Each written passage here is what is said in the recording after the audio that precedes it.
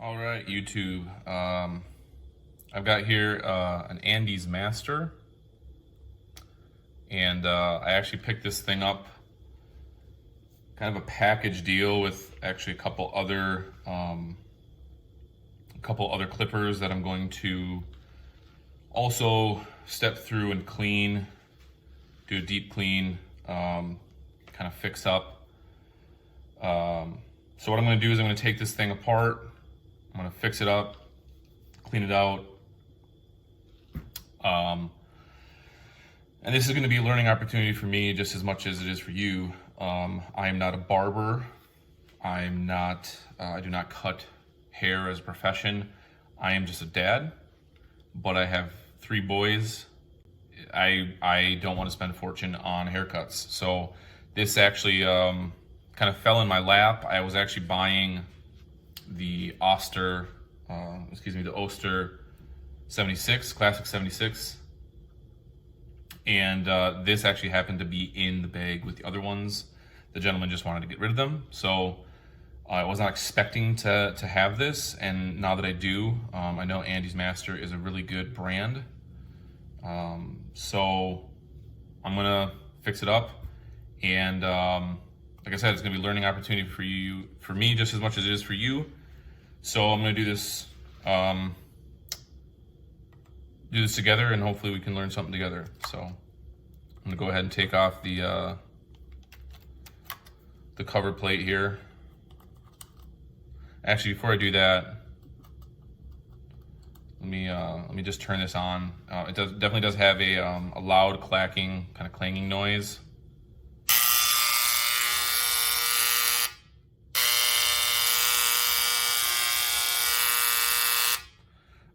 So I know that you guys probably out there know far more than I do what what might be causing that. I do plan, this probably is going to be a series of videos. I'm going to plan on obviously cleaning this up. In another video, I'm going to probably plan on tuning it, getting the thing working and humming like I know it's designed to do. So I'll take off. So there's the inside of the cover. Here's the way that this thing looks. All that hair in there. Now, before I move any further, I'm gonna unplug this guy. This did not come with a blade, so I will have to get a blade. Okay, so it's off. It's not plugged in. What I'm gonna do is I'm gonna take this top cover off as well. Sorry, the slide mechanism for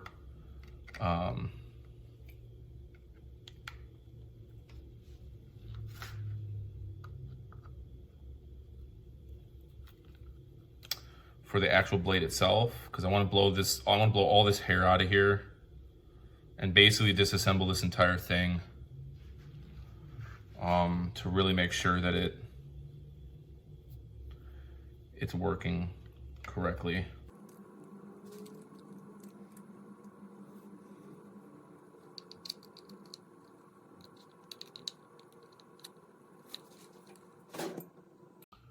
As you guys are disassembling, make sure that you're being very cautious about where you're putting all of your pieces of hardware. The worst thing and the last thing you want happening is losing parts as you go back to assemble it.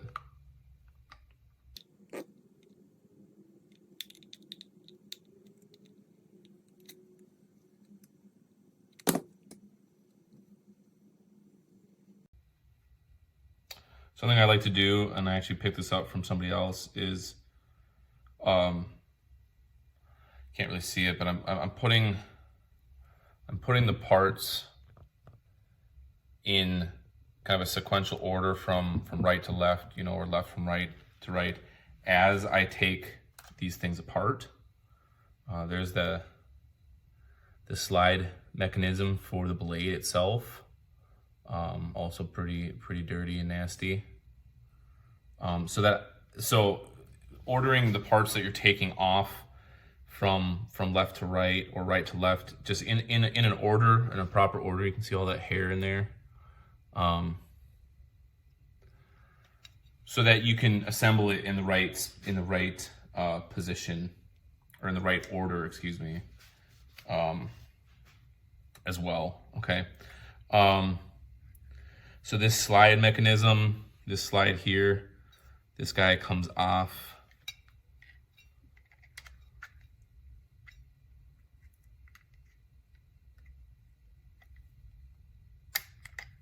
Just like that, right?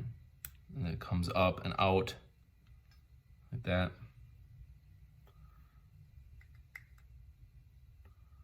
And then the little on-off switch. Now, before I go too far taking the rest of these items off, like I'm going to take the motor out, because a lot of the hair I've seen get trapped underneath. You know, I've watched other videos, gets underneath the motor and gets trapped up in there. Even stuff underneath the electrical components back in here that connect into the cord. You know, I want to blow all this stuff out. I want to get some rubbing alcohol and just clean this thing out nice and good, so it can hum and work properly afterwards. So before doing that, I'm going to blow as much as I can out now. I'll probably do it again. And all I've got is an air compressor. I'm not using the compressed air cans. You can certainly do that, but I've got an air compressor. There's no sense in buying compressed air if you own an air compressor.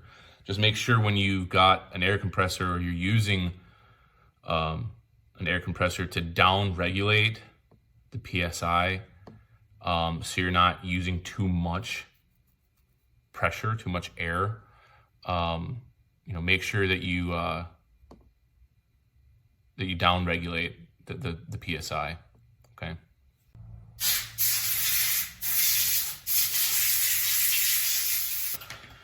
Okay, so I blew it out the first time. It definitely looks better. You can obviously see the components a lot better. It's cleaner, but we're gonna start taking this thing apart and really get in there and clean things up. So the first thing I'm gonna do is I'm gonna take the motor out, which is these two screws here and here, not these top two screws. That actually holds the arm up here that would connect into the blade. So not these two top screws, but these two bottom screws down here and down here that hold basically the motor in place.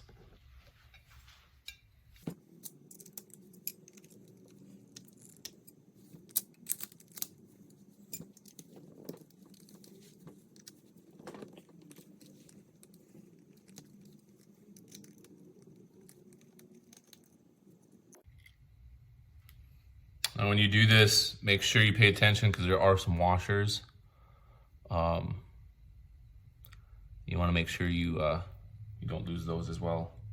So the motor is out, it's disconnected. No, I shouldn't say disconnected, it's partially off.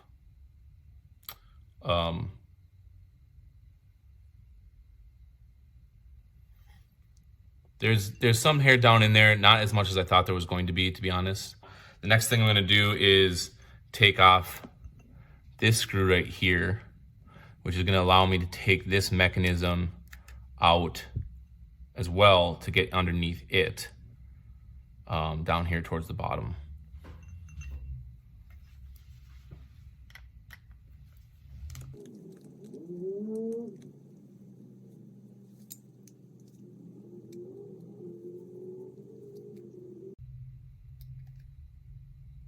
Now make sure to pay attention to this little blue pad here. That kind of goes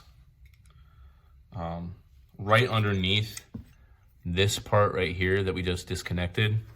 That goes right underneath it and sits on top, sits underneath So this guy sits on top of it. You know, make sure you don't lose that as well.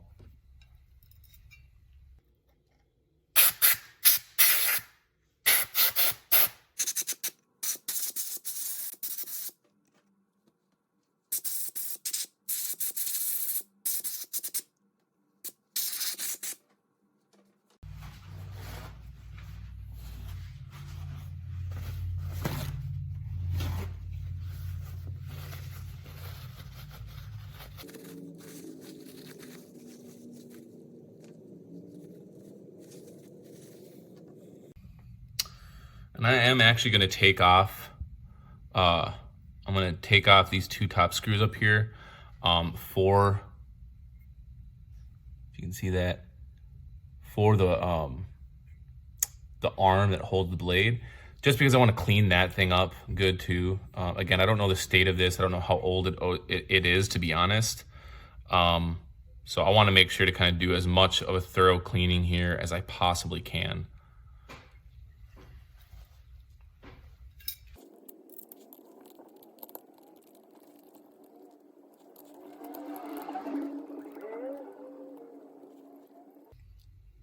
So when you disconnect that, there's this arm piece, and there's this little washer that sits basically right on top of this. I should say this little metal, you want to call it a brace or a, you know, whatever it is.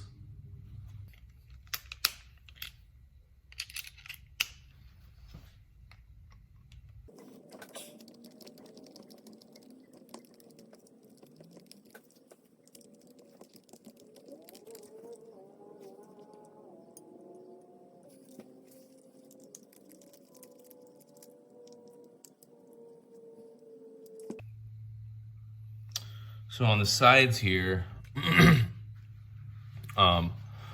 this hole, the larger one here, from my understanding, from what I've researched and learned, is that this is basically for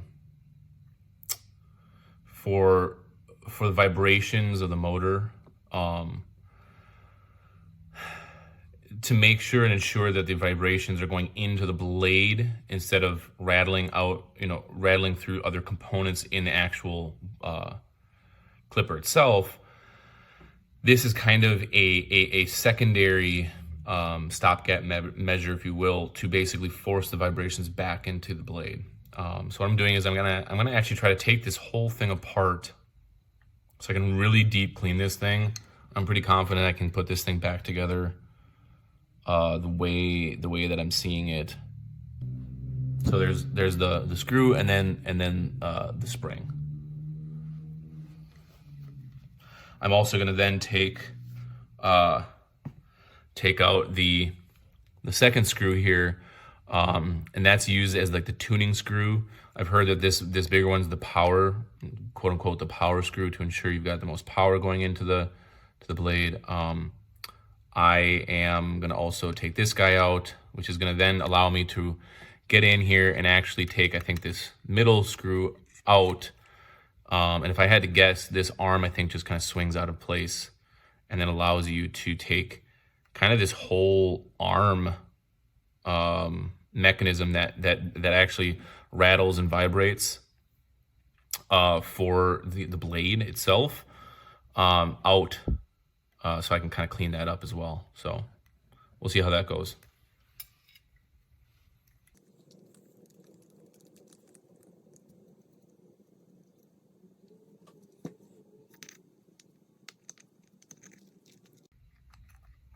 Yeah, that was great. So that middle screw there that went right in between this metal arm and the actual entire arm mechanism, if you will, came out. It's a shoulder screw. And it allowed then the arm to kind of just swing out of place here. So let me set this down. So it allows the arm to basically just swing out of place, and there is, well, it looks like there's a washer. So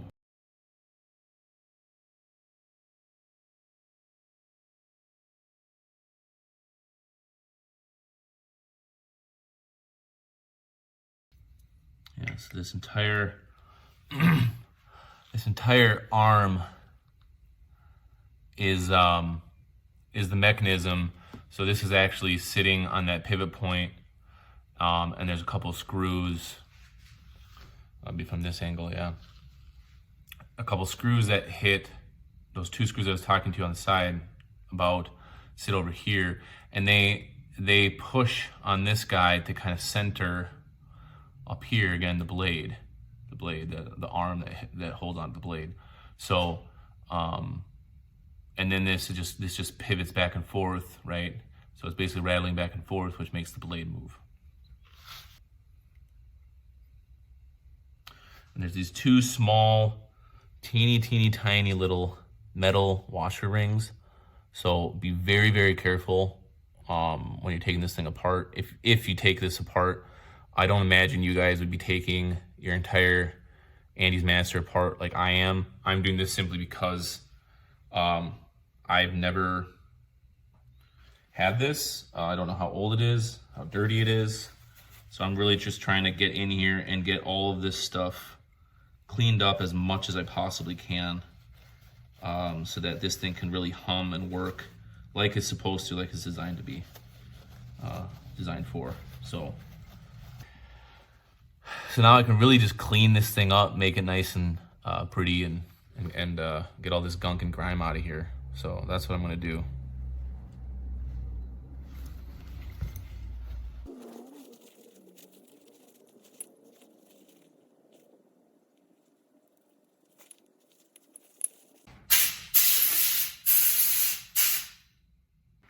So as I was blowing it out, there was another washer right here, and it actually sits right in here.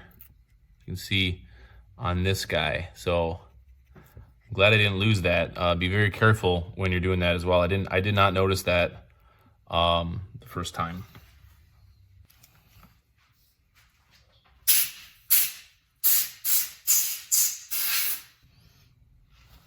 Okay, so I got this thing blown out again. I'm gonna take some rubbing alcohol and just Q-tips, and I'm just gonna start cleaning this thing up.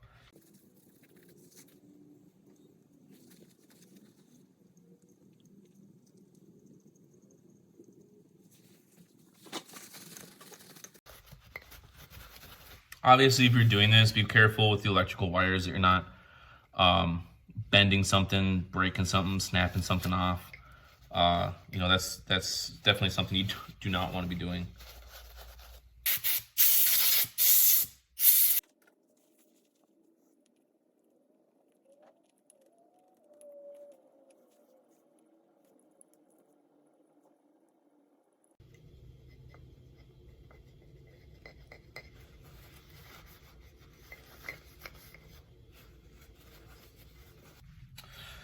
All right, guys, so I've got this thing all cleaned out. All the gunk and the grime, all the hair. So take a look. It's pretty darn clean. Now I'm gonna start reassembling it. So I'm just gonna basically go in reverse order from, you know, taking apart and putting her back together.